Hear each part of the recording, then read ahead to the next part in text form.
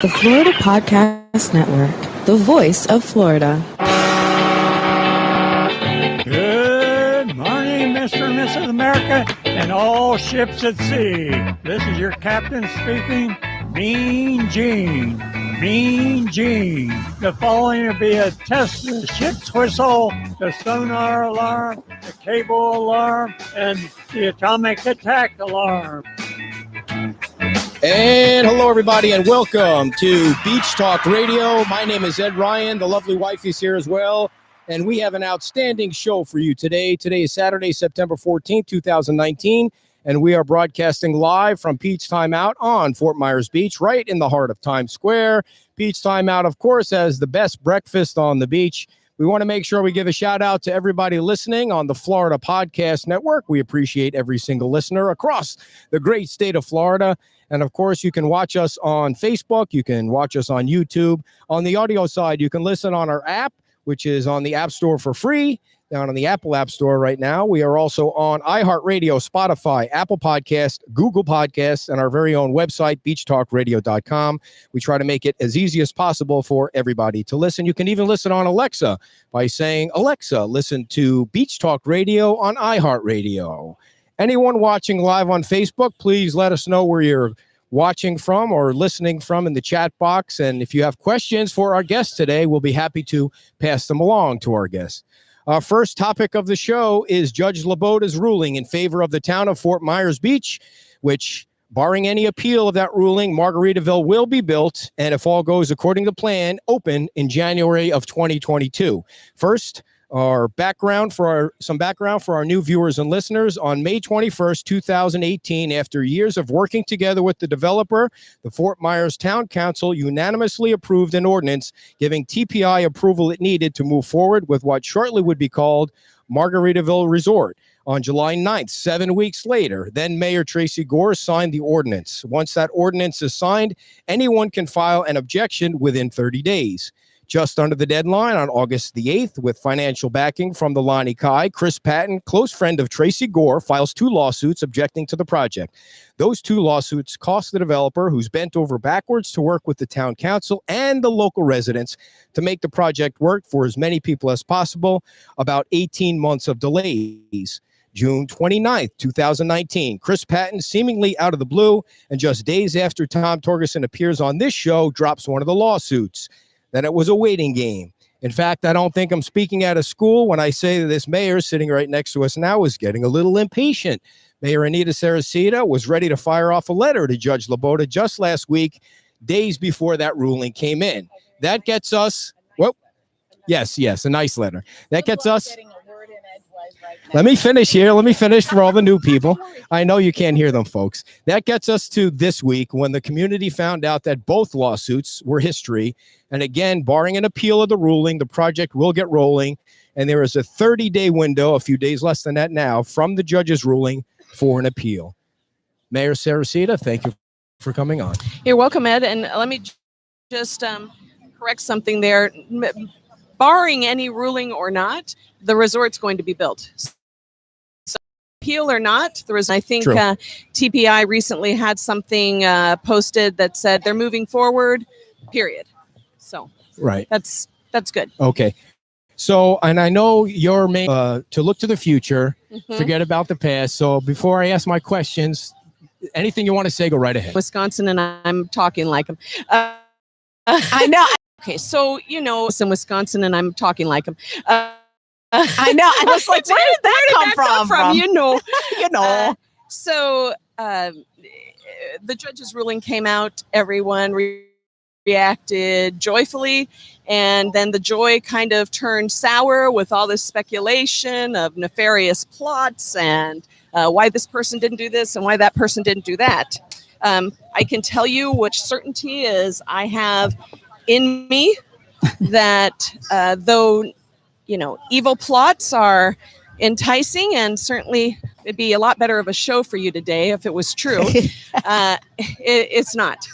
I understand how people could have looked at the note by the judge of the timeline, but the judge never said, oh, this is really weird. She simply was noting the dates that things happened and transpired in the approval ultimately of the TPI case. I think the most important thing for people to recognize is the town of Fort Myers Beach in its 22-year history never, ever had a case as complicated as TPI. It involved vacations of right-of-way. It involves a pedestrian crossover over Estero Boulevard, which is county and town. It was vacation of land. It was increase in density. I mean, all of the regular elements of a complicated commercial plan development, and just kind of jack that up 10 times was the TPI case. There is no doubt in my mind that all 5 council members, myself included, the former mayor included, did our due diligence in studying that case in order to be able to get where we got, which was a unanimous approval. The issue of what happened after that unanimous approval until a signature was placed on the ordinance was a process that quite honestly protected the town, the neighborhoods, the project, and ultimately led us, I believe, to have a positive ruling by Judge Laboda. There was every effort made by staff, our consultants, our attorneys, our community development staff, our town manager, to make sure that every I was dotted, every T was crossed. And if that took time, well, it took time. If you know, I had a rather heated argument with a very good friend of mine this morning. Stella's going to see these little dogs. All bets are off. Okay, hang on tight, folks. Hang on. And About this issue. About this issue, yes. And, you know, this person believes that, you know, there's some hidden secret. And I have to let that just go because people are going to choose to believe what they're going to believe. But if you want to lay blame someplace, you have to lay it on all of us. You can't pick because you one were all there. Because we're all there. And in the mayor's capacity to sign a document, it's a matter of record. But it's not the mayor's job to make it happen faster or make it happen shorter. It's a process. And so if it had been me, if it had been me in that chair at the time, the process would have taken just as long. I just want people to rest assured that the town in its capacity as the stewards of the neighborhoods, the environment, the project, all of the elements did everything we needed to do to make sure that we had an airtight ordinance when it was finally signed. Wasn't the ordinance airtight before it got approved by the council? And I don't think the council would have approved that ordinance if you hadn't got to the point where, okay, let me just sign it and let's move on with it. So in the course of the hearings, if you remember, it was 2 days worth of that last hearing. Right. There were a lot of changes being made on the fly, most notably the Ocean Jewels parcel. Mm-hmm. That was a big deal. It was really a turning point in the whole case. So by the time I remember that Joanne made the motion. By the time that everything is enumerated and then double checked and everything else, I'm sorry. We can all speculate whatever we want to speculate, but I truly believe that what we did was what was best to assure this ultimate outcome. Do you think that, however it happened, those 7 weeks allowed Chris Patton and her financial backers to prepare for the lawsuit, whether it was intentional or not, or they were ready to fire it off anyway? Ed, you know what?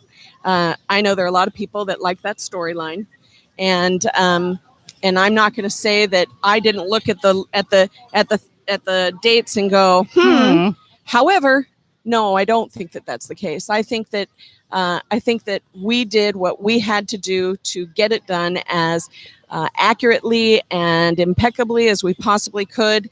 And whatever was going to happen over here on the side was going to happen regardless of what we did. Mm-hmm. We were just ensuring ourselves a good ultimate outcome. Now, I I wasn't even one who picked up on that. Why are so many people seem like they want to believe a conspiracy is under place, is going on? Well, if you can answer that question, I'm all ears, because I literally was up in Tampa or Bradenton at a trade show when I got this news. And in very short order, the news went from, this is incredible, this is fantastic, to, oh my God, did you see this? And I was talking to my friend Marge Zuba on the phone, and I said, what is it about us as people?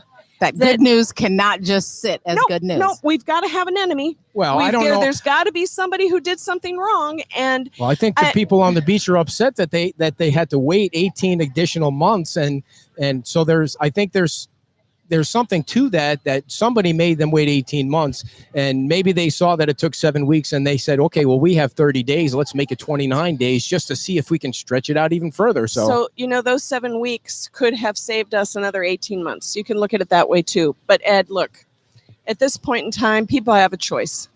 They can continue to stir this pot and see if anything spins out other than some hatefulness, or they can choose to move on. Well, I'm with you. I'm with you on that. My only question is, and you seem like you're answering it, is that the people on the beach or that are voters have a right to know if their elected officials are deceiving them. And you're saying they're not. That was my only question. They want to make sure. And because you have the whole Whale-gate thing, and you have that on tape, and you have a group of people that seem like they're in cahoots with your government to delay things. So they have a right to hear it from you that you say it didn't happen that way.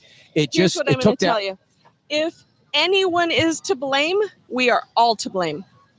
Because in that 7 week period, I certainly could have said, hey, what the heck? Why isn't this signed? Right. So I, as I was talking to this friend of mine who's not happy with me about all of this, I understand that people are angry. And I get that there's a whole lot of anger, hatred, hurt, disappointment on all sides of this issue. But I truly believe we have to make a conscious effort here to say, okay, you know what? New page of the book, and let's go. Okay. Let's roll. Do you have any questions? No, I think she answered all the questions, which it seems that it is just a coincidence that you can have two things that look like they're connected, but they're not. Sometimes a cigar is just a cigar. Right. Yeah. Exactly. So what do you know in terms of the timetable of how this thing will roll out? So what I believe will happen from this point out is that I believe TPI has already made their decision. I think they had to weigh the risk of moving forward without waiting to see whether or not there would be an appeal. And I believe they have decided to do that. And I think that everything now lies in our building department, community development, and TPI's hands to move forward with that project. And, I just want to tell people to take a breath, because that's going to be a very difficult construction project right here at the entrance of the island. So if you think tempers are flaring over this, I'm sure it's going to flare again. And it just, look, I, like many people, I have been here a long time. If I had a penny for every time I have walked across this square, I wouldn't be sitting here. but this time of our town is difficult for those of us who have been here for a long time. People are anxious about it I've got some friends who moved here who just think this is the best thing, and what the heck are we delaying? Right. And let's go. But those of us who have been here, this was difficult. These are growing pains, and especially if you take into consideration the people who live in this direct area. It's going to be impactful. You just can't escape that. Right. But I really believe that the town and that council did everything that we could to protect the neighborhood, protect the project, and protect the integrity of our decision. So one last question about that, and then I have two other topics I want to roll by you real quick. Lord. You're I got you here. She's going to need some more coffee. That's okay. Go. So the biggest question we get on the Facebook is about the parking. The Facebook. Are we going to have enough parking? TPI's parking? Yes. That was scrutinized beyond scrutiny. As a matter of fact, one of the conditions that our town manager, Roger Hernstad, actually put into place on that project was it required off-site additional, I think it's 75, 79 parking spaces. We never asked anybody else to do that. The parking requirements for Times Square are lower than any place else, but I believe that the parking will be adequate for the resort, adequate for the beach club, and I don't think it's going to be an issue. But let me just tell you this. When McDonald's was approved to come on the island, you would have thought that the end of the world was near, because the drive-through, of course, Right. was going to create more traffic. There wasn't going to be enough parking. Ultimately, McDonald's left because there just wasn't enough business for them to right. sustain themselves. So I look, from what I know about the TPI organization, this is going to be a top-notch project. It's going to be managed here locally. The contractor that they've got is also top-notch. You can see some of their projects throughout the county, and I think that we're in the best hands we could possibly be in. Awesome. So 2 other topics real quick before we let you get back to your breakfast. You are in favor of a tax increase. I voted in favor of a tax increase. I did. Why does the beach need a tax increase? Okay, this is a fight with another friend of mine. You're going to end up with no friends here pretty soon. I don't think so. I She think can't run ultimately, again, so I think ultimately it doesn't matter. If I could run again, I still would have done it. I've been talking about this since I came back on council in 2014. Fort Myers Beach has been operating in kind of this pay-as-you-go sort of mode. Now, you don't operate your household that way. I understand try as a not bit of to. a spendthrift. He but is. I have to put the reins on it. You look forward to what your big plans are and what your goals are. And Fort Myers Beach right now is in a period of talking about big plans. So in March, there will be 3 new people elected to the council. It's going to be an exciting time for them, but they need to be left in a position to be able to make decisions based on all these plans we're making now, Right. as opposed to saying, hey, we're passing the baton to you, but sorry, you don't have any money. One of the biggest issues is Bay Oaks. And Bay Oaks, we had a joint meeting with the Bay Oaks board, and basically the community is saying that facility is obsolete for us. We need something different. Maybe we need a big amphitheater there. Maybe we need an entirely new facility there. But without capital funding, we can't make those decisions. All we can do is talk about it. And so I believe that this is a good decision. If you think about 22 years ago, our millage rate was 1.0604. Even raising our millage today, our millage is still lower than it was when we incorporated. It doesn't seem like Joanne is in favor of a tax increase. It's hard to read. I couldn't read the other folks on the council. Do you think they'll vote for an increase? You think they'll get it? Well, I think Rexanne and Ray made it very clear that they support it. And I understand Joanne's point of view. It's a point of view shared by many people, including my other friend that's mad at me. I get it. I understand where she's coming from. And it's important that voice is heard because it belongs to a lot of people.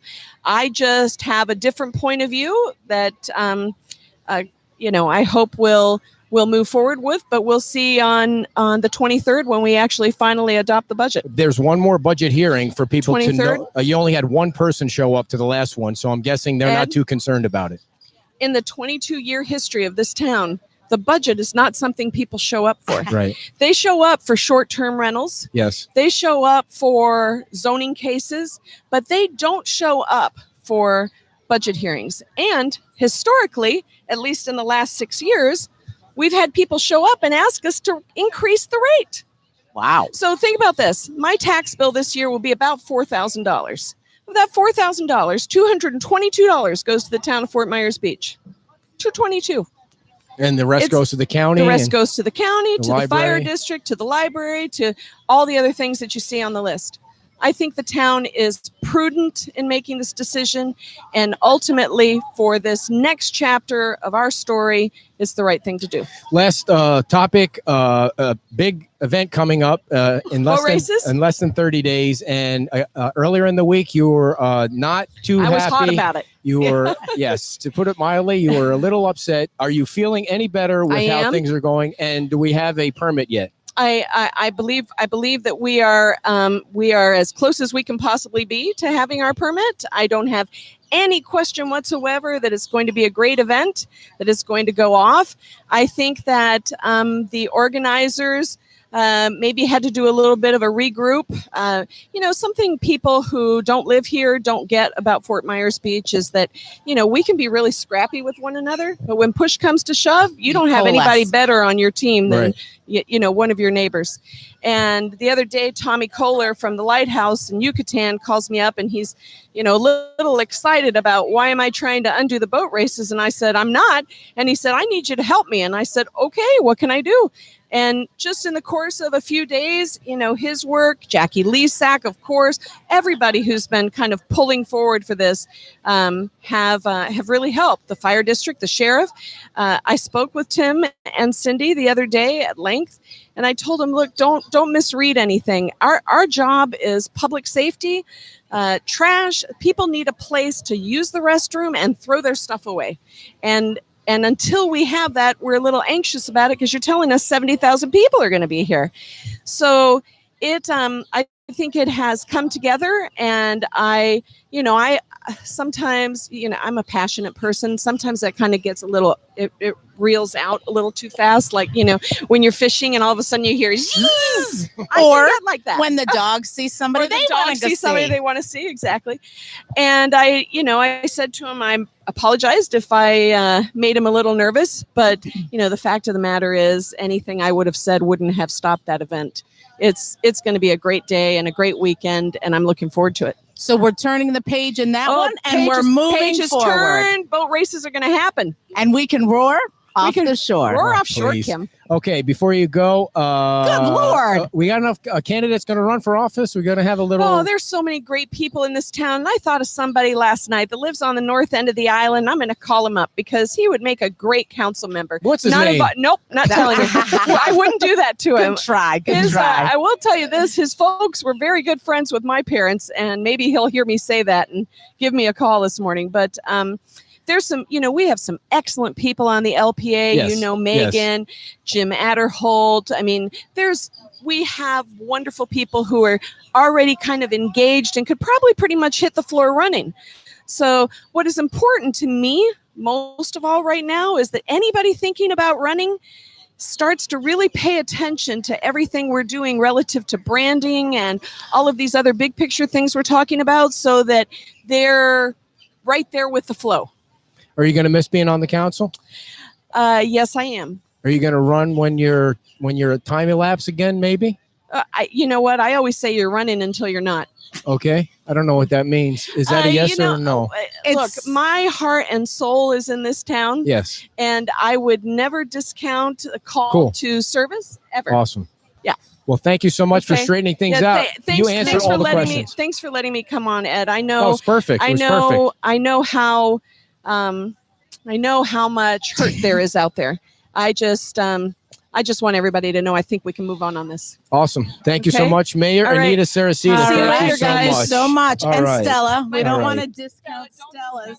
Thank you, dear. I'll let you let everybody know, and I'll tell everybody about our biggest and best sponsor, folks. Of course.